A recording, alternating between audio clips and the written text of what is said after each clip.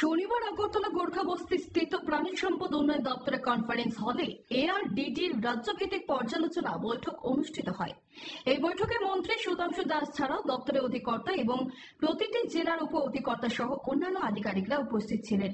বৈঠকে মূলত গত 2023 থেকে 24 অর্থ বছর যে বাজেট ছিল সে বাজেট অনুযায়ী কাজের কি অগ্রগতি হয়েছে বা কোথায় ঘাটতি রয়েছে সে বিষয় নিয়ে আধিকারিকদের সঙ্গে বিস্তারিত আলোচনা করেন দপ্তরের মন্ত্রী সুধাংশু দাস। এক সাক্ষাৎকারে প্রাণী সম্পদ দপ্তরের মন্ত্রী সুধাংশু দাস উল্লেখ করেন 2024 থেকে 25 অর্থ বছরে এআরডিডির যে বাজেট রাখা হয়েছে সে ব্যাপারে আজকের বৈঠকে টার্গেট ফিক্স করা হয়। কাজগুলিও যেন দ্রুত বাস্তবায়ন করা যায় সেই লক্ষ্যে ধার্য করা হয়েছে। পাশাপাশি মন্ত্রী এদিন স্বীকার করেন ডিম ও দুধ উৎপাদনে রাজ্যে এখনো ঘাটতি রয়েছে, তবে মাংস উৎপাদনে তিনি সন্তুষ্টি ব্যক্ত করেন। তিনি উল্লেখ করেন প্রাণী সম্পদ বিকাশ দপ্তর বিভিন্ন ক্ষেত্রে রাজ্যকে স্বয়ংবর করার পাশাপাশি কর্মসংস্থান করার ব্যাপারে বিশেষ ভূমিকা পালন করে, তাই সেই বিষয়টি আজকের বৈঠকে গুরুত্বভাবে সহকারে দেখা হচ্ছে বলে দাবি করেন মন্ত্রী সুধাংশু দাস। অ্যানিমাল হাজবেন্ডারি ডিপার্টমেন্টের স্টেট লেভেল রিভিউ মিটিং হচ্ছে।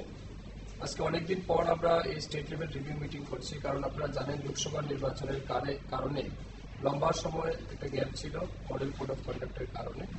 তো আজকে আমাদের ডাইরেক্টরেট অফিসে আমাদের এআরডি ডিপার্টমেন্টের সমস্ত বিষয় নিয়ে আমরা আলোচনা করব। বিশেষ করে 2023-24 অর্থ বছরে আমাদের সরকারের বা দপ্তরের যে টার্গেট ছিল, আমরা যে গোল সেট করেছিলাম সেটা কতটা অ্যাচিভ করতে পেরেছি, আমাদের ফার্ড পজিশন কি ছিল, কতটা আমরা খরচা করেছি, তার মধ্যে আমাদের কোথায় কোথায় সফলতা আছে, কোনো জায়গাতে ফেলিওর আছে কিনা, এই বিষয়গুলির উপর আমরা দিনভর আজ আলোচনা করব।